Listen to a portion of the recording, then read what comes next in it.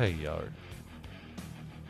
Hello there in internet land. This is episode 36 of the Stop the Damn Match Wrestling Podcast, your mum's 316th favourite wrestling podcast. I'm your host, Phil Lamington. Seated to my left is the returning Dr. Shaymus. Shaymus, how are you, my friend? Not too bad. It's a lot warmer tonight than it was last night. Yeah, and it's certainly a lot warmer than it was on Saturday night. Absolutely. It's been fucking freezing up here. How do you think I feel? I had to play a gig out at Kalen, and who forgot to take a jacket with them? Your dumbass. And it was so cold, the strings on my bass guitar went cold. Ugh. You know, and I'm trying to warm my fingers up between songs. And here's Luke picking all the difficult ones to play. You're like, oh, You're thanks, just mate. Thinking about it, trying to keep your fingers warm. No. Right, so we just finished watching night 2 of Summerslam 2025. The first time they've done Summerslam as a 2-night pay-per-view. Premium live event, sorry. Getting the WrestleMania treatment? Yeah, because it's supposed to be like the summertime WrestleMania. And, it was certainly an event. So we're going to kick things off. We're going to get straight into it with the first match from night 1, which was Jey Uso and Roman Reigns versus Big Bronson Reed and Bron Breakker. Hey, fat. He's a fat asses. You're fat asses. So after about 20 odd minutes of buggerising around, Jey Uso finally hits a splash on Bronson Reed. Jey Uso and Roman Reigns win via pinfall. And that was their opening match. What were your thoughts on that match, Shay? It was a pretty solid opener. Roman Reigns in an opening match is a bit strange, but it was a pretty good way to open it. It was energetic. I mean, you had Bron Breakker in there. The motherfucker is probably one of the most agile people in the business right now. Even though he did legitimately injure himself. Looks like he tweaked his knee. Or ankle, one of the two. But yeah, I very much enjoyed that match. It was a good opener for a pretty decent pay-per-view. What are you going to give it out of 5? I give it a 3.5. It was entertaining. Wasn't the best match. Well, I gave it a 4.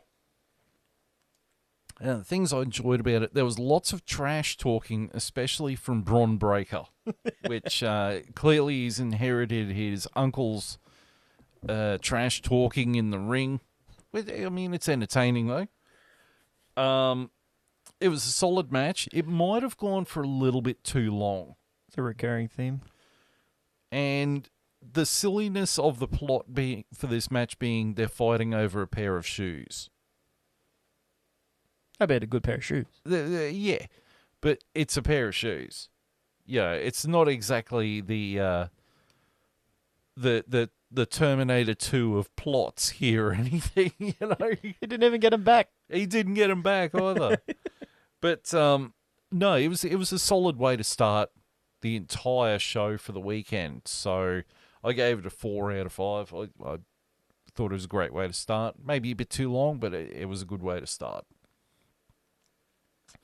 So after that match, we go to the Women's Tag Team Championship match between the champions Roxanne Perez and Raquel Rodriguez of the Judgment Day versus the Not Quite Friends of Charlotte Flair and Alexa Bliss. And after a bit, Alexa Bliss hits the Sister Abigail on Roxanne Perez. And Bliss and Flair win. The Tag Team Championships are the new Women's Tag Team Champions. And are now apparently friends.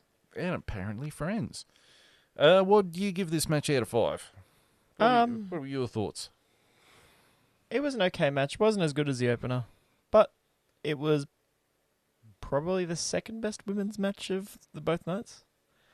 I gave it a 3.5 as well. Just because it wasn't boring as fuck. But it also was nowhere near the most entertaining match I've ever seen. Alexa's entertaining. Charlotte's always talented, albeit a bit repetitive, but talented. And the two other girls are always pretty solid in the ring. Like, the problem I have about Roxanne Perez... Wait, is that the short one or the big one? Yeah, short one. Yeah. The short one. She's good. Her partner just doesn't... She reminds me of Tamina. No personality. Yeah. She, like, powerhouse in the ring, can move around, zero personality, which is why she's always the fucking, the muscle. Yeah, the diesel of the combination. Yeah, except Kevin Nash could actually talk. Well, we'll get into my thoughts about it. I did think, again, the match went for a little bit too long. If they shaved probably 10 minutes off the match, because the match went for like 21 minutes or something. If they'd shaved 5 minutes off the match, made it a little bit snappier, it wouldn't quite have been... It was getting into boring territory for me. But it did have an interesting story and an interesting dynamic between whether Bliss and Flair could coexist and whether Perez and Raquel could coexist, because Roxanne has taken over from Liv Morgan while Liv Morgan's injured, I think, or off filming a movie or something. Yeah, usually only see it on one team, not both teams. It was kind of a cool dynamic there. But Roxanne Perez, she wrestled the match, I think it was at Evolution a few weeks ago, and Kevin Nash actually got on Twitter and said, you need to be bigger in the ring. And she said, I'm going to take that on board because, it's Kevin Nash. But I don't think she's quite embraced it yet. She really does need to really embrace that she is a taller person in a smaller division. Yeah, she's the muscle. And she really does need to sit there and watch Kevin Nash matches. Kevin Nash, Kane. I wouldn't say so much Kane or Undertaker, but definitely Kevin Nash and probably Psycho Sid. Yeah. They're two guys that really she should study a bit to sort of learn the big person dynamics. And Vader. Yeah, Vader was more... He wasn't height, he was size. He was a brawler, I suppose. He had more bulk. He's someone that...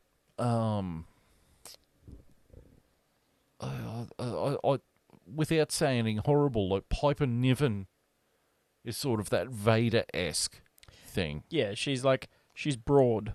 Yeah. Which she just throws away to... But she can also do a fucking moonsault, so... Yeah. So could Vader. I mean, true. And true. Bam Bam Bigelow. Yeah, Bam Bam, that's great. But, Raquel Rodriguez, I think her problem is that she's too smiley and happy still. Even as a bad guy, she's still smiling. And she really needs Kevin Nash to chew her out in person and just go, you got to knock the fucking smiling off. I'm sure Kevin Nash would enjoy that. He's got a wife. Insert Kevin Nash smoke here. But, it wasn't a perfect match by any stretch of the imagination, but I gave it a 2.5. I thought it was very just middle of the road. But I agree with you. It was probably the second best out of all the women's matches all weekend. So, speaking of which, moving on to the next match is Sami Zayn versus Karrion Kross. And after Sami Zayn has a bit of a debate over using the metal pipe that Scarlett slid in front of him and said, use it, use it, use it, and he threw it away, Sami Zayn hits the haluva kick in the corner, gets the pin, gets the win. I'm going to go first with this. This was a boring match. The story went absolutely nowhere. And it really felt like it was just a throwaway match. Like, this honestly felt like it should have been on SmackDown. If I might add a bit more into that, it felt like a shit light version of what the main event of tonight was. Yeah. Him fighting against, like, should I pull the trigger? Should I give in to the dark side sort of thing? But without any build-up of any kind. Like, sure, there was some shit on SmackDown or Raw going on with that, but it just didn't feel the same. Sammy's done it so many times. He's the ultimate babyface, yes, when it comes to that, and he actually has emotion into it. But it just didn't hit right, and that's a shame because I like Sami Zayn and Karrion Kross. Karrion Kross especially, he has that good devil's advocate, but Sami Zayn didn't bring it this time. I think Karrion Kross needs a faction, but he doesn't need a faction that was shit like the final judgment or the final testament. Like, he needs a faction that really feels like Taker's Ministry of Darkness. And he's just not getting it. It might be at this point the best thing for Karrion Kross is to move him back to NXT. Or go to AEW. Or TNA. Ship him over to TNA and let him rebuild there like he was when he was Killer Kross over there. But at this... I forgot he was Killer Kross, of course. But at this point in time, he seems just very lost. And there are rumours that his contract is up at the end of August and that he's not re-signing with WWE. So he might actually be AEW bound. With Scarlett. With Scarlett, yeah, because they're got separate contracts, but they're both up within days of each other. I gave this match a 2 out of 5. I agree. I gave it the exact same. It was a shame, but both of them could bring it, but it just didn't bring it tonight. There's just nothing in it. The Sami Zayn needs Kevin Owens. Kevin Owens doesn't need Sami Zayn. Sami Zayn needs Kevin Owens. Unless he's with the Bloodline, that was pretty good.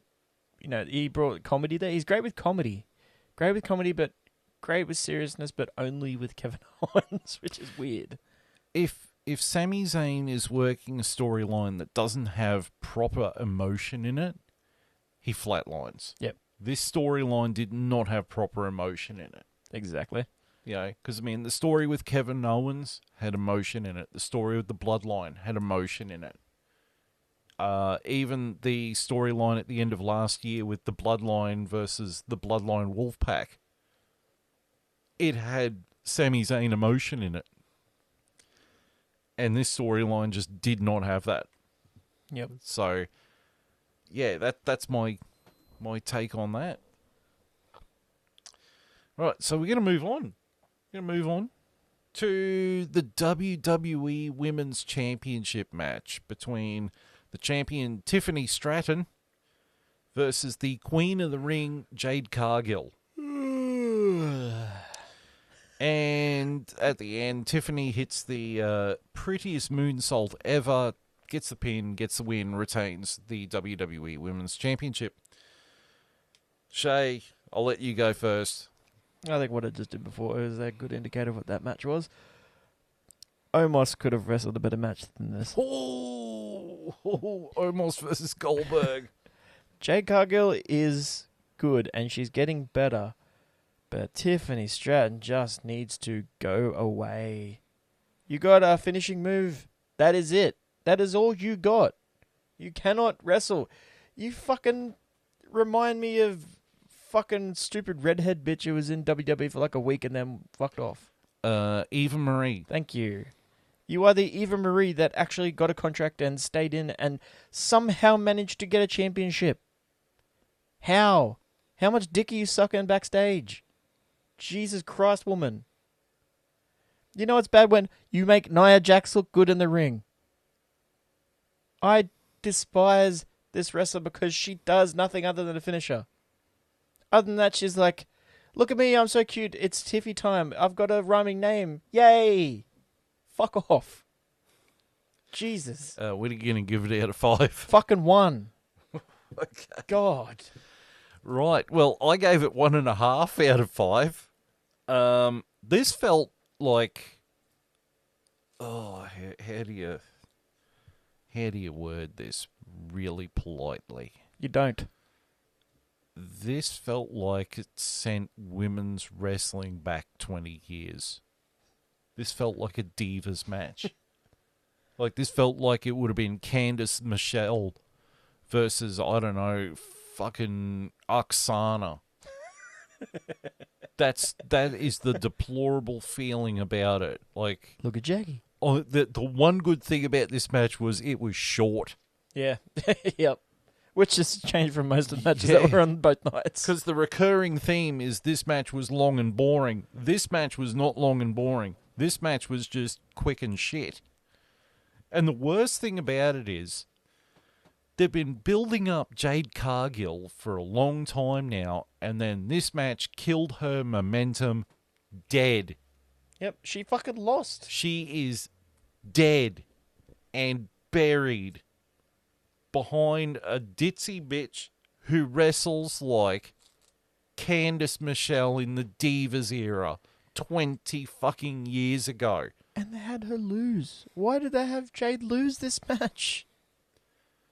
You know, I sit here and I go, why are they pushing Tiffany Stratton? Like, you know, I think she's getting a push because she's had a boob job or something. Oh, fuck. But she's nowhere near as talented as Charlotte. And I remember when we watched the match, I think I referred to her as what happens when you order Charlotte from Temu. Yeah, because when they were wrestling a match, you couldn't tell who was who. Yeah. But it's not even that. Like, she's not that pretty because she's got a lacquer on makeup with a spatula. The paint roller. Her matches are just diva quality 20 years ago that people like Trish Stratus and Lita were fighting against. And yeah, her finisher is fantastic, but so is fucking The Devil's Kiss by Stephanie Vaquer. And that move actually gets a pop. You know, Stephanie Vaquer gets a pop. Tiffany gets nothing. I don't even know why they called her up to the main roster, because she's not that good. Yeah. You got her on the main roster. You got real talented wrestlers like Jordan Grace. Fucking Johnny Gargano's wife. Candice LeRae. Yeah. Piper Niven. Piper Niven needs a fucking push. Yeah, she's just taking like a bodyguard Nia Jax role right now. Her and Alba Fire. Hmm. You know, and Isla Dawn got fucking released. And they're better workers than Tiffany Stratton. And then you get Jade Cargill. I mean, Jade Cargill, I'm probably going to cop flack from you over it. For me, Jade Cargill is still green as grass. She is a look. She is an entrance. She has a vague notion of what goes on in the ring. But apparently, and I've read this a few times, not even from Dave Meltzer, she forgets where she is in the ring, like what she's doing in a match. It's like ring awareness. And does not put enough time and effort into perfecting her craft. And I think that might be the reason why they killed her momentum dead. Might be right. They then. have Ronda Rousey'd her. And maybe send her, if that's the case, maybe, yeah, send her to NXT or even to Impact. Like, get her to hone it a bit more. I think that was the big problem. She should have gone to NXT. They signed her because of her look and her run in AEW and went, yeah, she'll be great. She got the AJ Styles treatment without AJ Styles' talent. Yeah. You know, it's... She's almost like a female bodybuilding version of Sin Cara. Hey, she's not that bad in the ring. Sin Cara's Yeah, fucking but she's useless. not great. And she doesn't need weird colours. She doesn't botch her entrance either. Break a finger. Fucking hell. But, like, she really has a long way to go if she's going to be a solid worker. And it's just not there yet. And she really needs to go back to developmental and just really get hammered home. Mm. You know, actually, you know who she reminds me of is Big Show. Yeah. Because Big Show, he started off in WCW as the Giant. Like, his first match ever, he won the WCW World title. And then he's in WCW for a few years. Then he goes to WWE, and he's sloppy as. and he gets put with Taker, and Taker works with him and gets him better.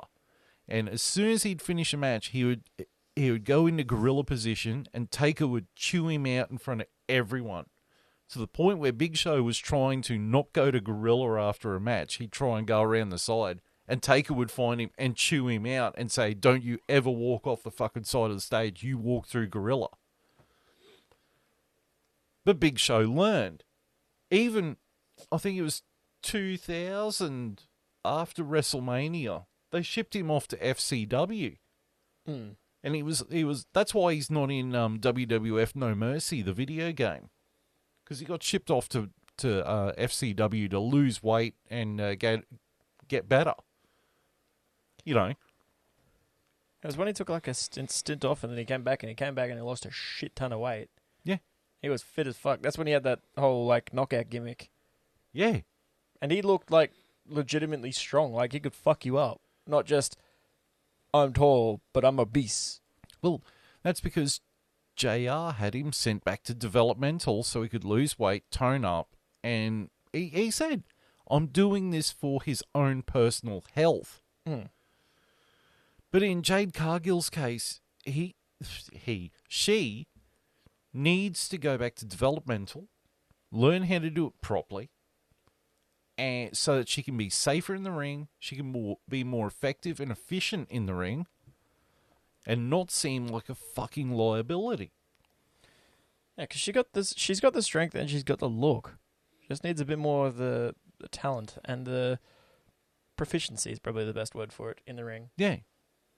That's all she needs. Like, she's got everything else in the package ready to go. And people like her for it. Like, she looks strong and she has a good look to her. And apparently she's not a dick in the ring, or she's not a dick at backstage. Personally, I think with the women's division on SmackDown, they need to get that belt off Tiffany Stratton, though. 100%. And I think the only person they can put it on SmackDown, unfortunately, she's got the women's US title, and that's Julia. Mm. You know, she needs to drop it to someone and get that world title. Or... Because you can't put her on Chelsea Green. Chelsea Green is not that great a wrestler. So why 6 on SmackDown or Raw? SmackDown. Give it to fucking Nikki Cross. I think they might be planning on moving Rhea Ripley in the draft over to SmackDown. That'd be nice. Like, Rhea's great on Raw, don't get me wrong, but they need a strong female in SmackDown. And pretty much she's gone through everyone on Raw. Yeah, and having her lose that triple threat, which I was surprised. I thought, we'll get to that later, but I thought she was going to win that. Yeah, and like Damian Priest is on SmackDown. Yeah, bring fucking Judgment Day back. Judgment Day Light. Because, I mean, if they keep her on Raw, how many times are we going to keep seeing Rhea Ripley versus Liv Morgan? Yeah, and that's run its course. That's... Yeah. When she comes back, maybe once more, that's it. Yeah, and they've now got on Raw Stephanie Vaquer. So they've got someone of equal popularity to Rhea Ripley. And size and strength. Yeah. Ish. Well, she's got a dark character. Hmm. So it's easy to move Rhea Ripley over to SmackDown. Problem is Rhea is like the most over female in the company by a mile. Like, ain't nobody touching Rhea in the way popularity. Yeah. But if you put her on SmackDown, she's got new people to face. Yeah. And a new championship to go after. You keep her on Raw, you're just recycling the same things. Yeah. Right, that was my rant about that. Next match was Logan Paul and Drew McIntyre versus Jelly Roll and Randy Orton. And after a bit of chicanery and a really decent match, Logan Paul hits the Paul from Grace. Yeah, that's not a bad name. Paul from Grace Frog Splash on Jelly Roll, gets the pinfall, gets the win for Logan Paul and Drew McIntyre. Shay, you want to take this one? Sure. What's his other finisher? It's impulsive. The pulverizer, isn't it? Yeah, the pulverizer. Which actually looks really good. Yeah, but he can only do it on lighter people. Which is fair. That's not an easy fucking thing to pull off. I quite enjoyed this match. I mean, I'm a fan of Jelly Roll, and when it comes to celebrity matches, it wasn't bad. It wasn't the best one I've seen. I think Bad Bunny still takes the cake for one of the best ones I've seen. Logan Paul, if you want to count him, is probably the best one, just because he has just natural talent, unfortunately. A shit human being, but natural talent. You could tell that Jelly Roll respects the business because he put time and effort into learning it. Logan Paul, as much of a cunt of a person as he is, puts time and effort into it, puts time and effort into the company, respects the business. Randy Orton is Randy motherfucking Orton, and Drew is Drew. Like, those two are, veterans of the ring. Randy Orton is the guy to go to, pretty much. I think, is Randy Orton the longest tenured person other than Cena? He has to be. Yeah. Yeah, he is. By, a margin. Yeah. Cody, sort of, but Cody wasn't there for a bit, so... Yeah, I mean, the same class at FCW was Cena, Orton, Lesnar. Yeah, Lesnar, I suppose. But Lesnar disappeared for 10 years. Yeah, and then disappeared for longer. Yeah. You know? But yeah, I very much enjoyed this match. It was entertaining as hell. Jelly Roll had to, walk back and not going out the back yet, I'm going to come back, help. That kind of trope. I was surprised that he lost. I wasn't expecting Logan Paul to get the pin, which means it's probably not over. And I probably expect Jelly Roll maybe to return at Mania. Maybe for a surprise, maybe. Or Survivor Series. Yeah, or even... I don't think it'd be in the Survivor Series match. But maybe for an off match, maybe. Okay. But I'll give it a 4. It was pretty entertaining. I gave it a 4 as well. I thought Jelly Roll and Logan Paul were great. I think they really did a good job. Like, you said that Jelly Roll was in the top 3 of celebrities that wrestle a match, and I agree with that. The top 3 for me were Bad Bunny, Stephen Amell. Oh yes, Stephen Amell, absolutely, Mr. Arrow himself, and Jelly Roll. Yeah, and Logan Paul. I Here we go. Here's a little bit of trivia for you too. So they made a wrestling movie this year about women's wrestling from back in the day.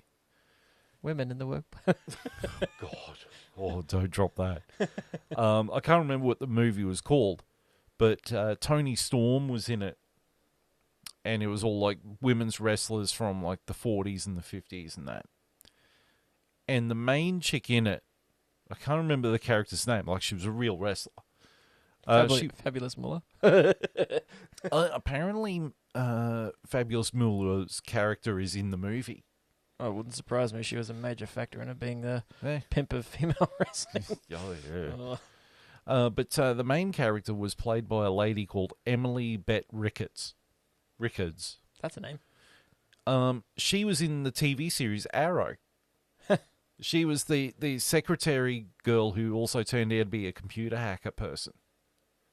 And she went from a guest character in season 1 to a permanent part of the team from season 2. So there's a little bit of trivia for you. So there's 2 cast members from Arrow. As well as Cody Rhodes, who was also in the show. The fuck was he in that? Guest character, surely. Yes. So, yeah. There was 3 people in that show that are involved with wrestling. Drew's trash talking in the ring is still on point. And just overall, I thought it was a great match. It didn't outstay its welcome. It wasn't long. It wasn't boring. It was a fun match. Had a bit of drama in it. Jelly Roll got his ass handed to him. Yeah. Through a table. But he got up. Yeah. He got up. So, yeah, I gave it 4 out of 5. And Trips gave him props in the press thing after, which is pretty good. Yeah. All right, and then we get to the next match, which is the main event for night 1. for the World Heavyweight Championship between the World Heavyweight Champion Gunther and CM Punk. And after, I think it was like 30 minutes this match went for, of just blood, sweat, and tears, CM Punk wins via pinfall. We'll get to what happens after in a sec. But I gave the match a 4 out of 5. It was slow but deliberate. Like, it was... it felt very Bret Hart. And Randy Orton. Methodical. Yeah. Especially, but that's what I meant. Like, it felt very Bret Hart. Like, CM Punk was even stealing moves out of Bret Hart's playbook. Yeah, the sharpshooter, the atomic drop, the side Russian leg sweep. I'm amazed they didn't do a pile driver and a backbreaker. That came the next day. Yeah. But it just felt like it was a Bret Hart technical match that Catch as catch can classic. Yeah, it was a chain wrestling match, and it built towards the finish. It didn't just sit there and plateau. It built. And it was a very stiff match. Like, they really were flogging 10 shades of shit out of each other. So, yeah, I gave it a 4 out of 5. What are you thinking, Shay? I agree. I gave it a 4 out of 5. It was one of the best matches of the night. Punk and Gunther just beat the absolute piss out of each other. And I think that's the way they both wanted it to be, really. I seen the Anaconda Vice get broken out tonight, and that's always good to see, as well as a sharpshooter. Executed okay. It's no Bret Hart, but no one is. It was more Sting than Bret Hart. Exactly. It was more of it almost looked like a Scorpion Deathlock as opposed to a sharpshooter. It's the same move. Yeah, but it's implemented differently. It looks Well, different. It was actually Sting who invented the move. Like, he got it taught to him in Japan. He did. And then Bret copied it off him. Bret screwed Bret. Bret screwed Bret. But no, a highly entertaining match. It had the slow building story that just comes with like that old school type wrestling match feel that Punk knows, and I think Gunther respects that too, considering how he likes to be in the ring. Just goes to show that Gunther is a good champion. Yeah. He is, as I was saying to you yesterday, has the look of a champion. He has the aura of a champion. He brings prestige to the title when he has it, and he's a legitimate threat. He's not just like, oh, he won it because he cashed in a Money in the Bank, or, oh, he is a triple threat and he stole a win. He didn't win a Royal Rumble. He didn't win King of the Ring. He earned it. He got in there and belted the shit out of people to get it. Exactly, and then lost it, and then won it back again. He is a legitimate champion, and who better than CM Punk to beat him for it, to actually win his first fucking World Heavyweight title in a long time. Well, since he won the AEW title. Yeah. 3 years ago. Yep. Well, we don't talk about that.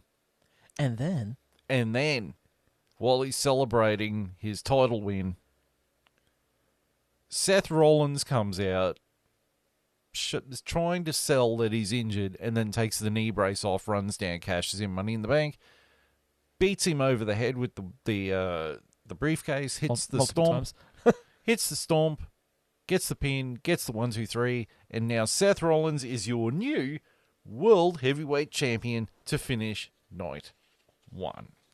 Safe to say there will definitely be some repercussions to that. Yes. So they'll probably build towards a Hell in a Cell match at some point. This was a good way to do Money in the Bank. Not for him to cash it in while the match is happening, to cash it in after the match is happening. And it was really a full circle moment, which, funnily enough, Matt Hardy put it on his Twitter, that Punk did the same thing to Jeff Hardy after he won his title. Because Jeff Hardy went through a ladder match against Edge. Yep, and he won it. And then CM Punk cashed it in. So it was really full circle moment there. Long story, long long storytelling there. But also, it was also how Triple H and Seth Rollins and Becky Lynch fooled the dirt sheets. Yep. Again with the fake injury at Night of Champions, I think it was. Yep. Faked the injury, sold it, and then the payoff was night one. Yep, and that's the way to do it. You know, fuck with the dirt sheets, make people believe it. That's how you keep kayfabe alive these days. Well, you know, if Meltzer doesn't want to give any match in WWE 5 stars, then they're going to sit there and fuck with him. Yep. And more power to them, you know. You want to read dirt sheets and believe everything they read, more power to you, but that's the danger now, is you might get screwed over. Yeah. It shows that Triple H is reading. He's noticing. He's seeing what's going on. He's like, I can outsmart this shit. Yep, he's doing what Vince never did.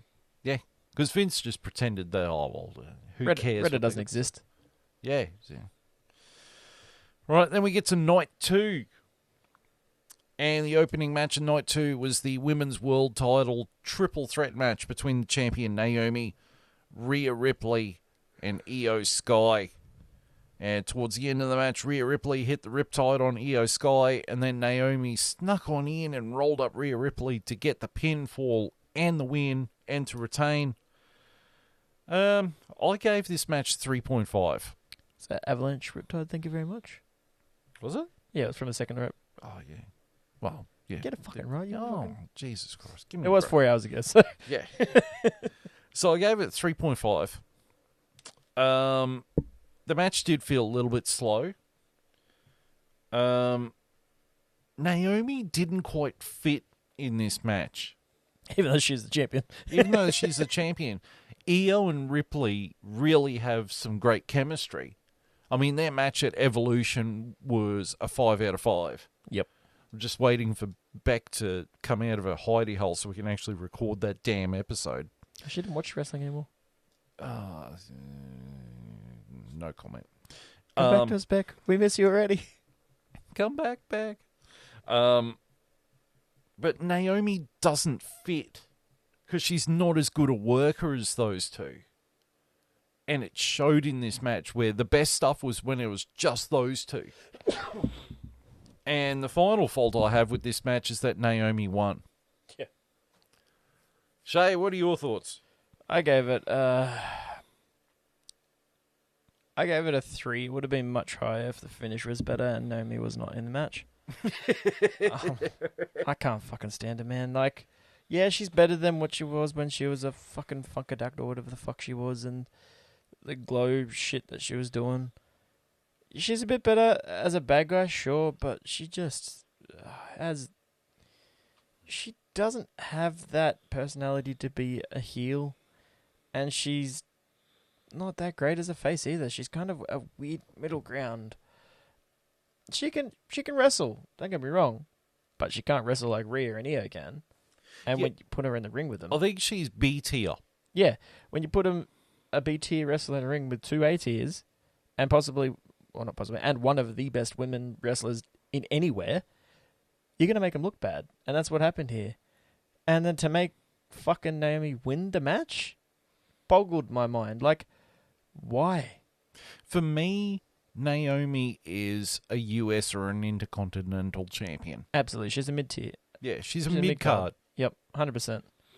She put her in the ring into like a tag team and something like that. Like, the singles stuff just ain't doing it for her.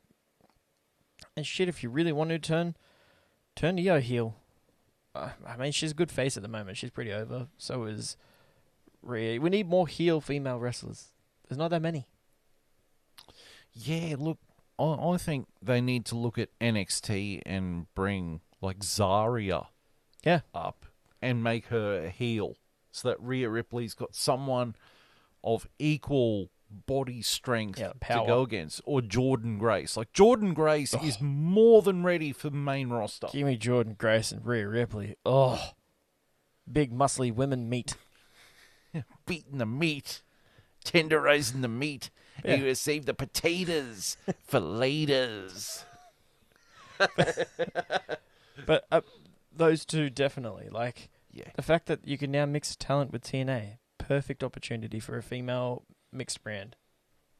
Yeah, because at the moment, JC Jane is the NXT and TNA Women's Champion. Except I think she sucks. She is crap in the ring. I don't know what. Marsha Slamovich is great. What a name, though. She is great in the ring. And instead they put the belts on JC Jane. So weird. And they let talent like Gigi Dolan out of their contract. And Bea Priestley. Is Maya Yim still in the company? Michin? Mitchin, yeah. Yeah. There they go. What the fuck is she doing? Nothing. Hey, fucking. Why are they not putting the belt on her? Yeah, she's super talented in the ring. Put the US title on her and put Julia into the main event picture on SmackDown. That's the problem, is they've got so much talent in the company, but they're just doing nothing with them. Yeah. It's just like, it's the Tony Khan effect. Hire a whole bunch of talent and just hold them in there, having catering. Yeah. Right. Pardon me. Oh, here we go. Here we go. The next match is for the WWE Tag Team Championship inside TLC rules. The champions, the Wyatt Six. Yep. Sorry, I'll interject just before. I'd like to mention just before the match, they did show none other than the Dudleys and the Hardys in the crowd, which I was very much okay with, and they mentioned that they were having a match. So props to them. On TNA at Bound for Glory in October. Yes. For the last time ever. And it's ironic that those two teams are having a final match together in TNA at Bound for Glory. And there's sort of the inkling over in AEW land that Cope and Christian Cage are going to reunite as a team as well. Give me that, please. Give me the classic trio. That will be like the most watched match of recent history. Because Cope is in a rivalry with FTR. And Christian's just been kicked out of his little group. Patriarchy. So the seeds are there. And I can't wait for it. I must have it now. Force it down my throat now. Righto. But speaking of now, so the Wyatt Six versus the Street Profits versus DIY versus Motor City Machine Guns versus Andrade and Ray Fenix versus Fraxium in TLC. Look, I'm not going to sit here and explain this match. You need to watch this match. 100%. But in the end, Joe Gacy grabs the title belts and the Wyatt Six retain. I'm going to let you go first. This match is quite possibly one of my favorite matches in recent wrestling history by a margin. This is fucking Money in the Bank on steroids. This captured the essence of, and it was fitting that the Dudleys and the Hardys were there because it captured the essence of those matches perfectly. This was one of the best TLC matches that I've ever watched that didn't include Hardys, Dudleys, or Edge and Christian. You know? It had the spots. It had the interference, which reminded me of, you know, Rhino Leader and Spike interfering there too. Nearly identical, except you had tag teams instead of singles. Sorry, no, you had more tag teams instead of the 3 tag teams. You had 6. Fraxium were fucking insane. They were flying around the ring at 1,000,000 miles an hour. I haven't seen too much of them, but they made me believe how good they are. All teams got spots in and actually looked really good. The entirety of the Wyatt Six got involved in that and looked good. Candice LeRae got put through a ladder. Fucking, yeah, Candice LeRae got put through a ladder. By her own team. There'll be more shit on that probably as well. But goddamn, this was so entertaining. This gets 6 out of 5 stars. Yeah, I gave it 6 out of 5 as well. Like, fuck Meltzer. We do the real 6 out of 5s around here, buddy. This match, absolute chaos in the best possible way. And it would have made the Hardys, the Dudleys, and Edge and Christian extremely happy if, watching this match. Because this was all of their hard work from 20 years ago really done well by teams that clearly honoured what they did and went, how can we push it? Like they tried to reenact the famous Edge spear spot. Oh. Except Tommaso Ciampa Hanging upside down on the fucking... climbed up and hung upside down and missed the spear on purpose. That was some of the most wild shit that I've ever seen. You've never seen anyone hang off the titles by themselves with their legs. Oh, I mean, there was Andrade was standing there and Ray Fenix jumped up onto his shoulders to try and get the belts. And actually tapped the belts. It was chaos everywhere in an absolute barn burner of a match. Give me a match like that and put, fucking on AEW as well. Put the Young Bucks and shit in there. Fucking Jesus, that would be crazy. They like doing spots like that. Give me that. Yeah. So, congratulations to all the teams in this match because you stole the fucking show. Absolutely. Stole the show. 6 out of 5. Great match. If you haven't seen it, you go watch it. Go watch. If you don't watch anything else on this show, Main events included, watch that match because that is just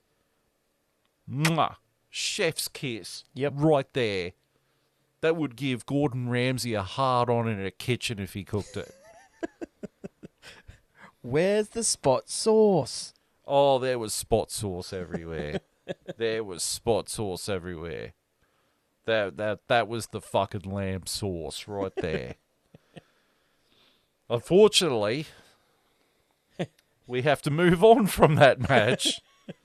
Do we have to? Yeah, unfortunately. So the next match was for the Women's Intercontinental Championship under no DQ rules between Becky Lynch and Lyra Valkyria. And Bayley got involved. And then Bayley accidentally hit Lyra Valkyria with a chain. And then Becky hit the manhandle slam on Lyra, got the pinfall, got the win. Becky Lynch retains, and now Lyra Valkyria can no longer challenge for the Intercontinental Championship while Becky Lynch is the champion. Just doesn't matter anyway, because Becky's probably going to lose to Bayley, and that's going to cause Lyra to then face Bayley. Calling that right now. Well, I'll let you go first with your thoughts. Sorry, no, I'll let you go. I was just interjecting. No, go for it. This match went way too long. Way too long. Should have put more time into the previous match and shortened this one by like 10 minutes. This was like a 40-minute match. Like, good God, man. Or it felt like an eternity. Like, don't get me wrong, I like Lyra. And Becky still has it. She's talented in the ring still. She's still got it. But way too long. They were trying to make it a main event match, but it just wasn't. I get there was history behind these two, and they were telling a story, except Lyra's like zip tie broke halfway through, and it was completely obvious. Kind of ruined that. It just didn't feel perfect. I give it probably a 3. Very average. Well, I did give it an average score of 2.5. My notes were boring, long, wrong person won. Yeah, that too. But for me, this storyline was done 2 months ago. It was over 2 months ago. There is nothing left to give in this storyline. I think that's why they had that never allowed to challenge again sort of thing, because they knew as well. Yeah, but it should have ended 2 months ago. Because, I mean, frankly, it was boring from the kickoff. And it's just gotten more boring over the course of it. You know, What can you do with two Irish women? Make You them know? fuck. I mean, sorry. God. But I mean, like, it's just got nothing in it. And you're trying to elevate the Intercontinental Championship and you're doing fuck all with it. You know, and I'll be straight with you too. Something that's annoying me is that we've got an Intercontinental and US title. They should have called them something else so that we don't get them confused with the men's versions of them. Mm. You know, have the television title and, I don't know, the 24/7 championship. I don't know, something else. You know? Never mention that title's name in my presence again. Should have ended with R-Truth and he kept it. But I mean, like, it doesn't matter what you call these belts anyway. You're trying to elevate the Intercontinental title, the women's Intercontinental title, with a boring-ass feud. And you think by slapping it onto Becky Lynch, who Becky Lynch just seems to be phoning it in now. I'm really fucking over her. She's, to be honest, she has got X-Pac go-away heat from me now. I really just want her to just bugger off for a couple of years and come back as a babyface anti-hero like she was pre-pandemic. Problem is, she captured lightning in a bottle with that, and I don't think she can replicate it. No. She's been just living off that hype. I think the best thing they can do with that strap is put it on Asuka. Yeah. You know, and defend it every week on Raw. Get that credibility up to it. Make it like a television championship. Mm. And, you know, the Becky versus Bayley thing. We've seen it before. I don't want to see it again. I want something new. You know, I don't know. Fuck. Put the belt on Jade Cargill for all I give a shit. But fuck, I'm over this. You know, it's just, it's not doing anything for me. Becky Lynch has got bugger off heat. Bayley is not far off it for me. You know. Yeah, I mean, it's sign fucking, I don't know, when Jamie Hayter's fucking contract with AEW is up, sign her so we've got someone new. Yeah, that's the problem. The female wrestlers like the older ones are growing a bit stale. Could got fucking one of the Bellas back again. Why? Yeah, Nikki Bella sucks. They got the one who's shit. Yeah, at least Brie had some semblance of talent in the ring. Yeah, Nikki's Nikki... just like, I'm hot. That's it. Yeah. And not even that. I'm single. I'm getting divorced. That's why I'm back in the WWE. You can find me on dating apps. And then Piper Niven pops one of her boob implants. Oh, what a shame. And Piper Niven got on Instagram, I think, and said, oh, I popped one of your implants. If you want, get in the ring with me again, I'll pop the other one and keep them even. Do you want it back? Yeah. So that's my thoughts on that. Right, so we're going to move on. Oh, it's like the Beatles. The hits just keep on coming. The next match is for the Men's United States Championship inside a steel cage. Solo Sikoa versus Jacob Fatu.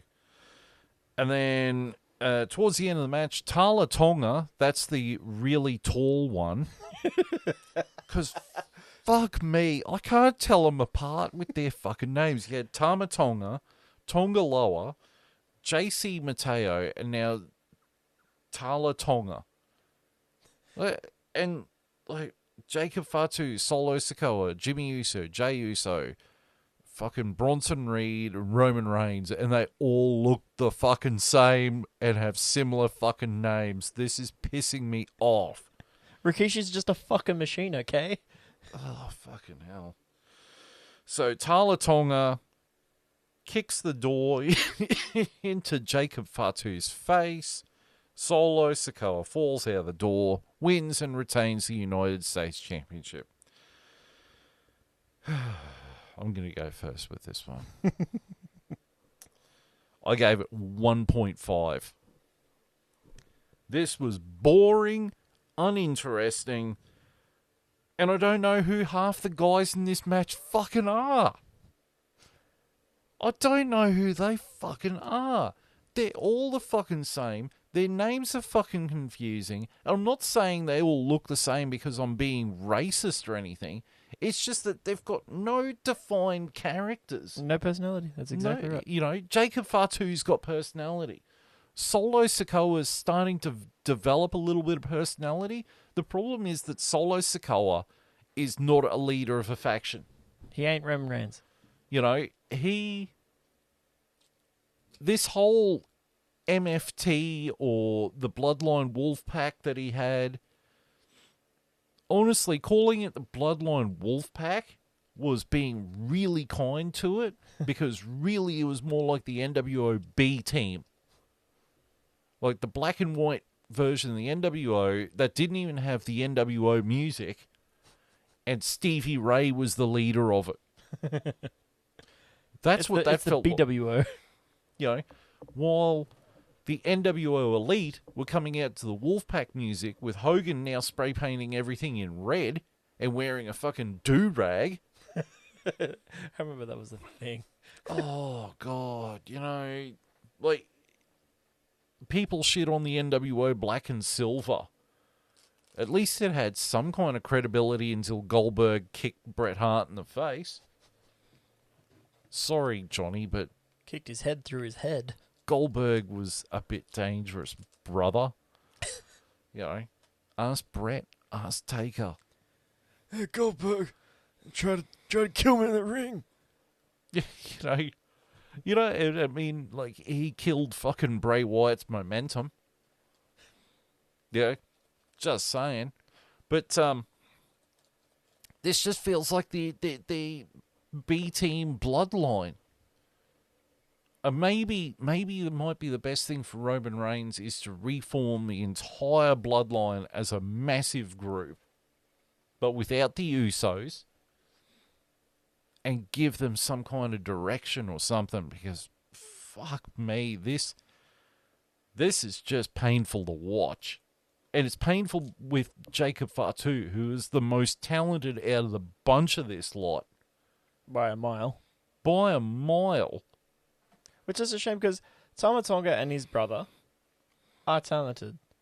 They have a bunch of different things they can do in the ring, but they're never in the fucking ring. They're just beside the ring as a fucking manager or as a fucking stablemate. That does nothing. Well, absolutely nothing. Well, Solo Sikoa's in the ring, and he's not that good. You ain't that guy. I get you got a Marga's finishing move, man. Congrats. You have a look. Yes. You're good to be muscle. You're starting to get a semblance of a personality. Yes. But you ain't that guy. You got to have that aura like Roman does to be able to do that kind of leader shtick. You know what? Just looking at him, like how he dresses and everything, he looks like if you ordered Samoa Joe off Temu. He looks like if you ordered Rikishi off Temu. That too. I mean, that's obvious because he's Rikishi's son. Yeah. But, the best spot of the match came after the match. Yeah. Why not do it in the match? Do it in the match? Yeah, for those who haven't watched it, he does a moonsault from the top of the cage onto two of the other stable members. I can't even remember the names. But why not do it in the match? Have them climb in, which they actually did. Yeah. Do a moonsault in the match. Because he broke the handcuffs off. Yeah. And then he climbed down, stopped Solo Sikoa from climbing out.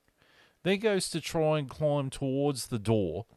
But he's also got Solo Sikoa in front of him as well still. And Tala Tonga, the 10-foot tall one, kicks the door so it hits both of them. And Solo Sikoa slops out the floor like a turd that's just been freshly baked in the man kitchen. I would have bet if you're going to do that, have him half hanging out the ring so he's like knocked out and falls out the ring. He doesn't even know he won. And they have to sort of pull him to get him to fall down. Yeah, do that. Like, that was the whole point of the cage match, is to stop the interference, but it just does the opposite. It did nothing. Yeah, it did absolutely nothing. I hopped in the ring anyway. What's the fucking point of having it in a cage other than, oh, there's a big cage. Woo. Gimmick. Woo. Woo. Yeah, might as well put him in a fucking buried alive match. Yeah, I gave that a 2, by the way. Oh, you have 2? Yeah, cool. Yeah, it was very, boring as fuck. Yeah. It went, again, way too long. It just sucked the air out of the room, that match. Especially considering 2 matches ago, you had one of the best matches of all time. Like, in recent history. Yeah, and I can't believe a match managed to make Becky Lynch versus Lyra Valkyria look decent. Yeah. Right. Then we'll move on to the men's Intercontinental Championship match between the champion Dominic Mysterio and the challenger AJ Styles. Both had a lot of tributes to Eddie Guerrero in this match. But at the end of the match, Dominic hits AJ with his boot that had come loose. And then hits the frog splash. Dominic Mysterio wins and retains the Intercontinental Championship. Shay, you can go first with this one. This was a tribute match done right. This match, straight from the get-go, you had, Dom come out to the ring, and then you had AJ come out in a fucking lowrider with his son that looked exactly like Dominic Mysterio when he was young. Bleach blonde hair, white t-shirt, and short shorts and all. Because for the people that didn't know, that day was the anniversary of... it was 20 years of... 20 years since Eddie Guerrero and Rey Mysterio had the custody of Dominic match. With the infamous "where the fuck is Vicky" moment. Was done really well. Nods to Eddie throughout the match. The chair spot where they pretend they get hit in the head and lay on the ground, and then AJ did the same thing. Fucking funny as hell, done really nicely. And it was actually a good match. Dominic has proven time and time again he can go with the best of them. I mean, look at his dad, for fuck's sake. He's been taught well. And the fact that AJ is going toe-to-toe with him, and people are liking it. They were cheering for Dom in that match as well as AJ. Which means they're doing it right. And AJ makes everyone look like $1 million in the ring. He's known to do that. Even Omos. And I've seen some. But I thoroughly enjoyed this match. The fucking Three Amigos, and the boot sliding off. That's also another homage to Eddie. And AJ's ring attire was also fully Eddie as well. Like he had AJ on the back of his trunks, like Eddie used to as well, with the flames. Yeah, thoroughly enjoyed it. I give this a 4 because it was very, very well done. Well, I initially was gonna give it a 3, but I just bumped it up to 3.5. I thought it was a solid match. It didn't overstay its welcome, and it was a great tribute to Eddie Guerrero. The only thing missing was they should have got Vicky Guerrero to come out and do, "Excuse me." That would have been great. Introduce Dom. Or if Chavo was driving the lowrider. Ooh, that would have been cool. Because I think Chavo works for the company now. Yeah, and have AJ's son sitting in the back. Yeah. Right, so yeah, I gave it a 3.5.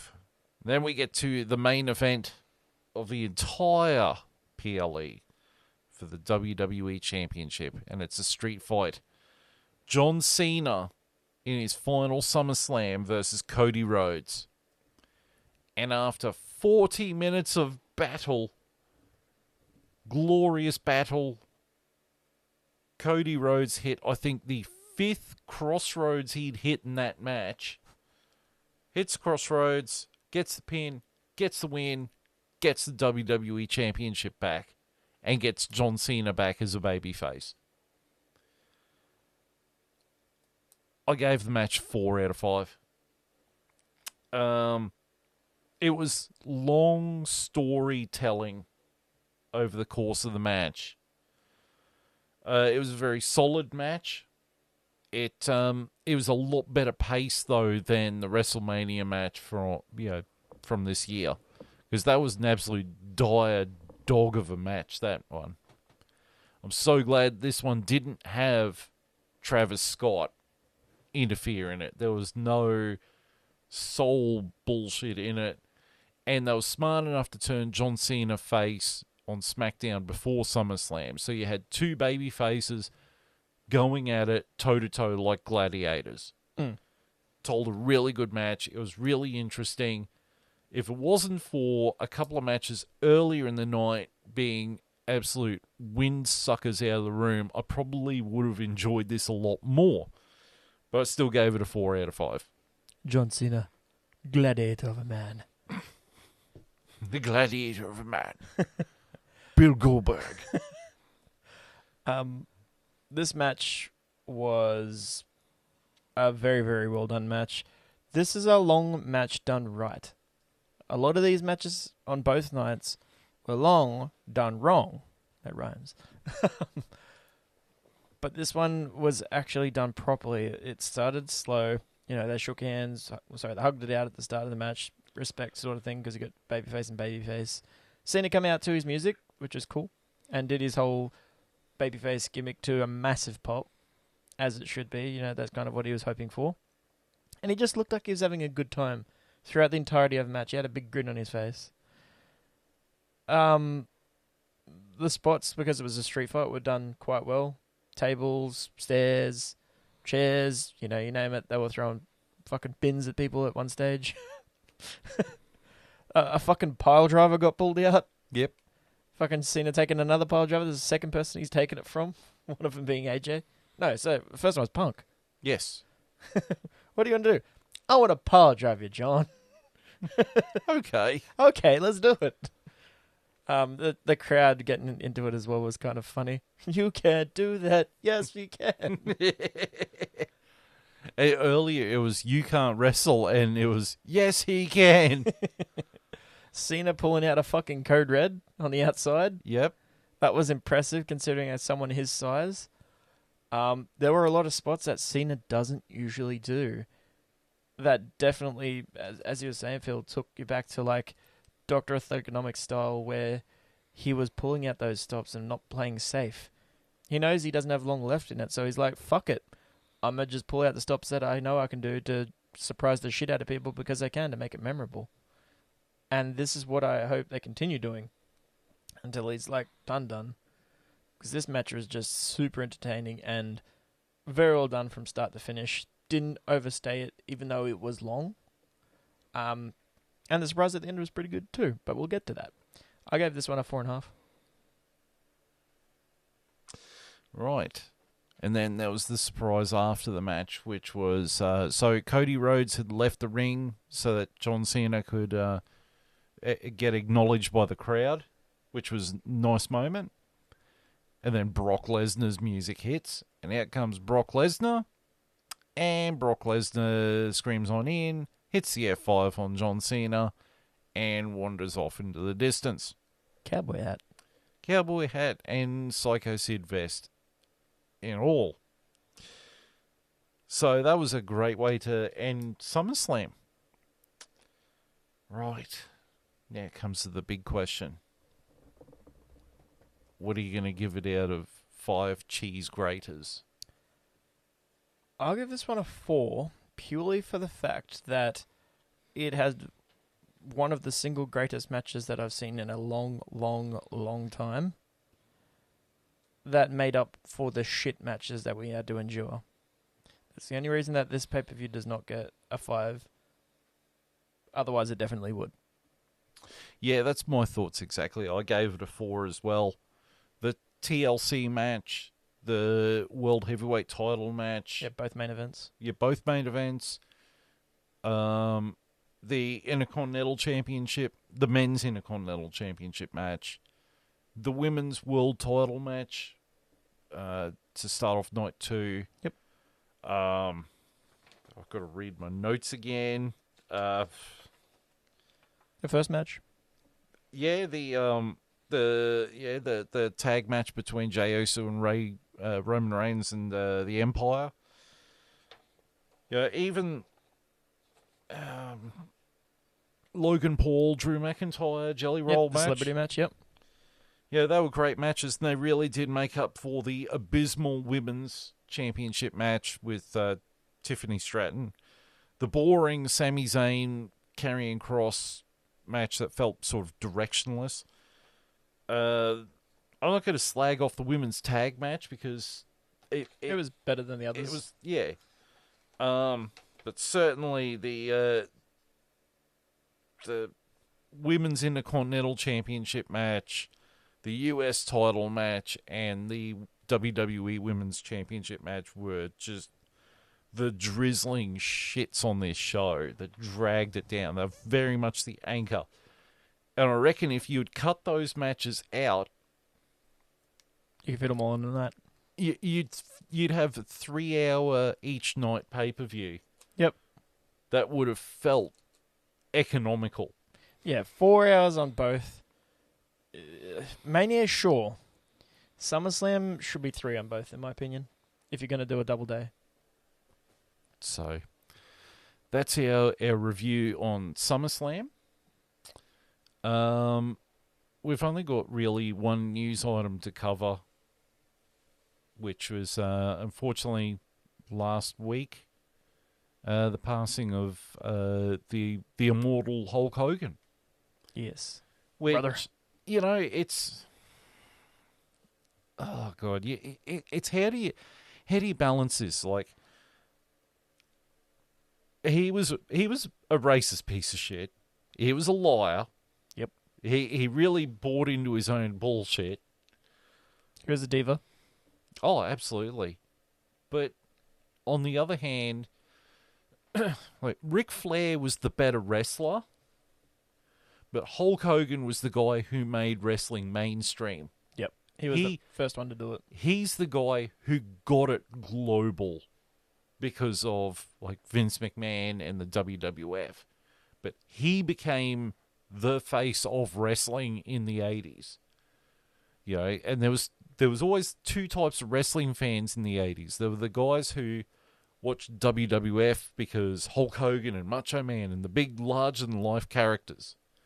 And there was always the people who liked the NWA, the Southern Belt guys who liked their wrestling. You know, the Freebirds and shit. Yeah, and Ric Flair, the Four Horsemen. Which then go into WCW. Yeah. You know, and Magnum TA and those guys.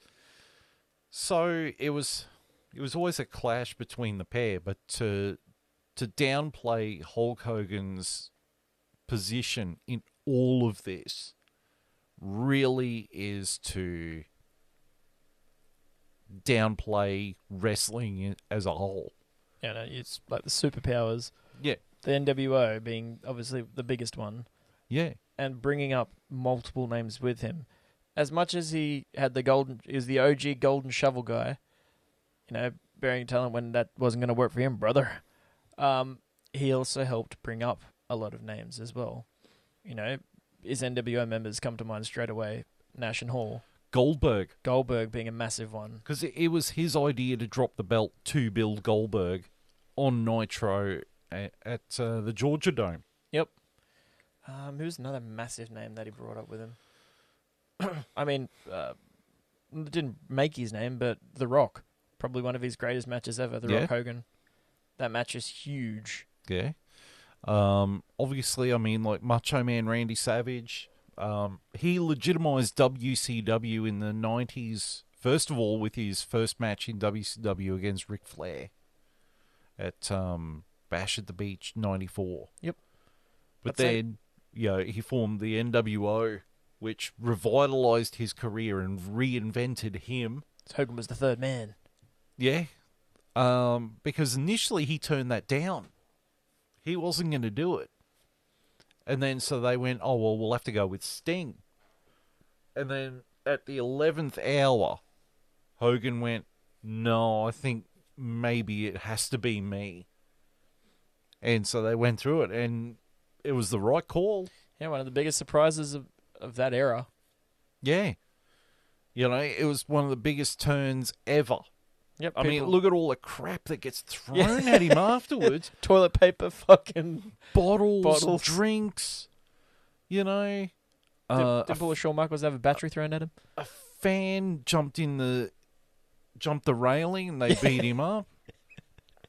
He got the shit kicked out of him too.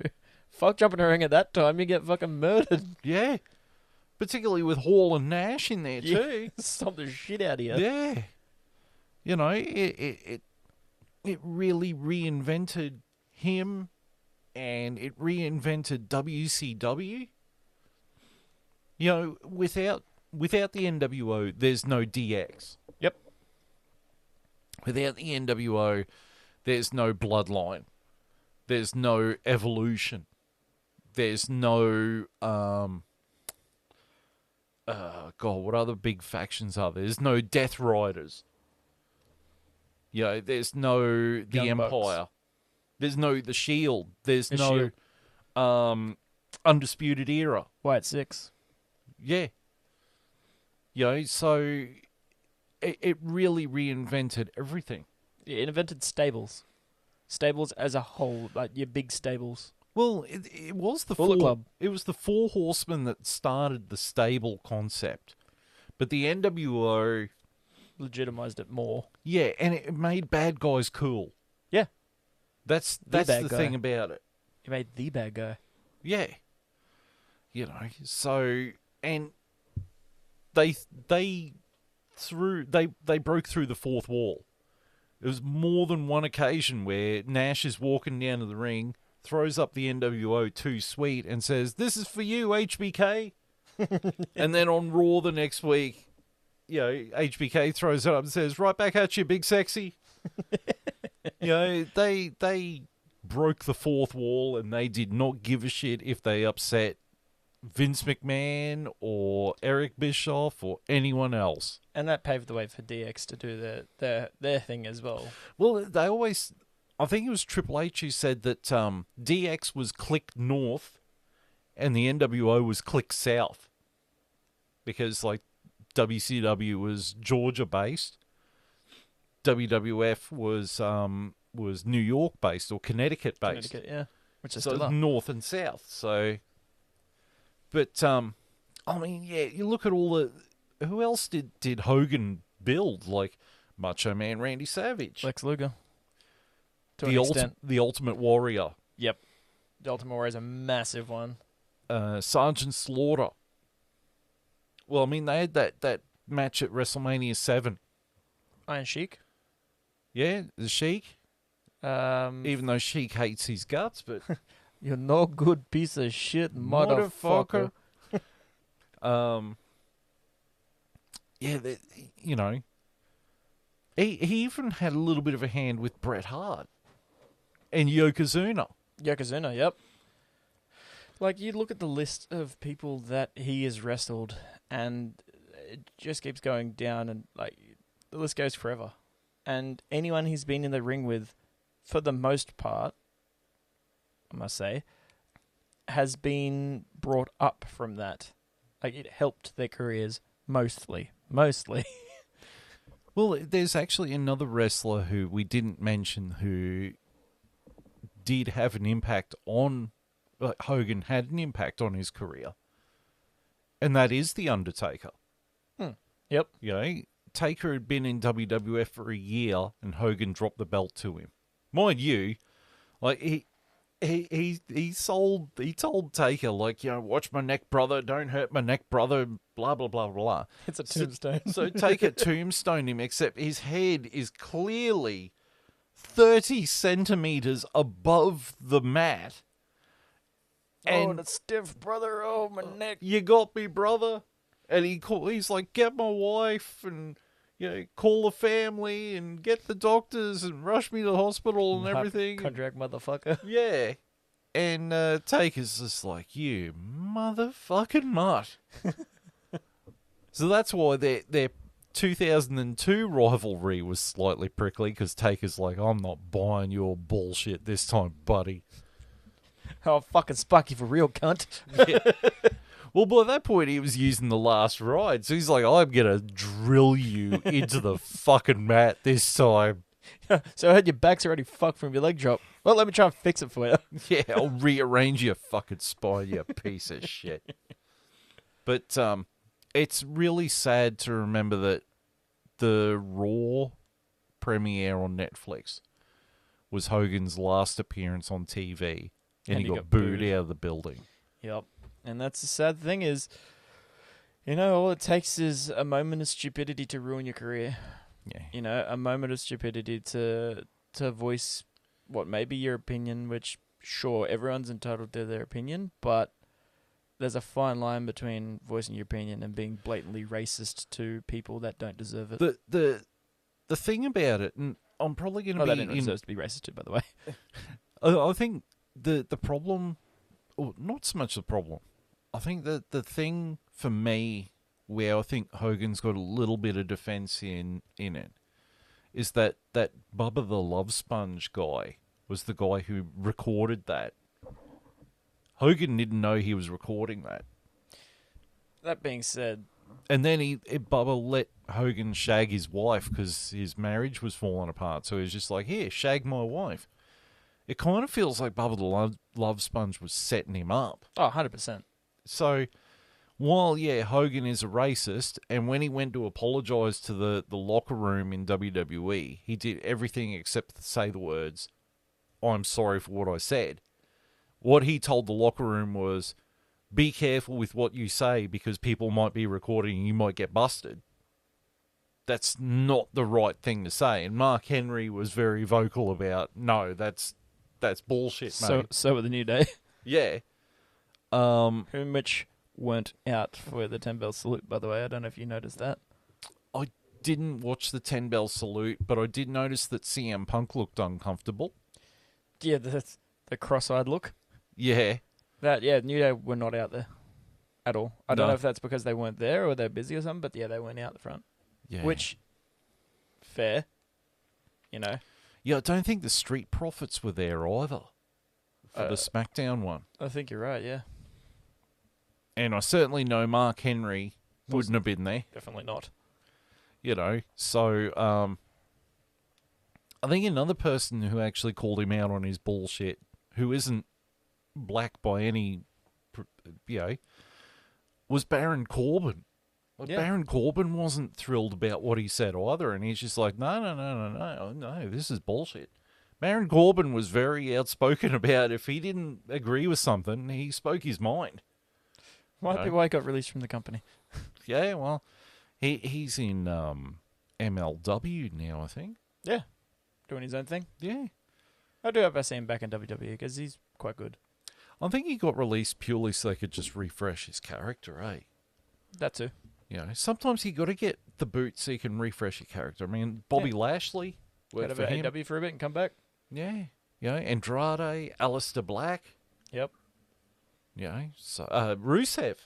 Yeah, Rusev, but they haven't done much with him yet, though. No. But, yeah, so Hulk Hogan passed away, which is, it's sad, and it surprised me that Ric Flair has outlived him. Yeah. 'Cause Maybe not for long, though. Yeah, you know, we'll see what happens with Ric Flair. Ric Flair's like the Ozzy Osbourne of pro wrestling. Well, the Keith Richards of pro wrestling. Every time someone dies, he has a fucking quickening. I've got 9 lives. Woo! Go down to KFC. We can enjoy the Georgia Gold. Woo, crispy. Woo, honey. Woo, chicken flavor. And tell the boys of Southpaw Regional Wrestling the Nature Boys sent you. Woo! This is not the real Ric Flair. Except it's the real Ric Flair. I've been showing Johnny the episodes of Southpaw Regional Wrestling because he never watched it. Fucking hilarious. Oh, Christ, that stuff's Even hilarious. John Cena was in it. It's hilarious, too. Look, you know why they didn't make season 3 of that? Because Cena was busy? No. It was an interview with Fandango, actually, and he said that half the talent that were in it got released, and Vince McMahon hated it so much that he had the entire digital department that worked on that show fired. Holy fuck. And it was during the pandemic. Wow, that's rough. Yeah, he hated it That's fucking because he said he felt it disrespected the business. that's a parody. Disrespecting the business coming from a guy who wouldn't let them use the word wrestling despite the fact they are a wrestling company. He was in an accident just not too long ago too, around the same time that Hulk Hogan's death was announced. Yeah, because he crashed his car into someone else and nearly fucking killed her. Yep. Yeah. Right. So, that is our review of WWE Summerslam 2025. Hopefully we'll get in contact with Beck and I can do the Evolution pay-per-view review with her. The next pay-per-view we're going to watch, but I don't think we're going to do a review on, is Clash in Paris. I think it's called Clash in Paris. Something like that. Something like that. And then Survivor Series. No, then you've got Crown Jewel Perth. That's the Australian one, sorry. And then Yes. Survivor Series. Then Survivor Series. And we might even do TNA Bound for Glory. Yes. With that main event, absolutely fucking yes. So, yeah. So, on behalf of myself and Shay, thank you for tuning in. We'll see you next time. Until then, it is goodbye.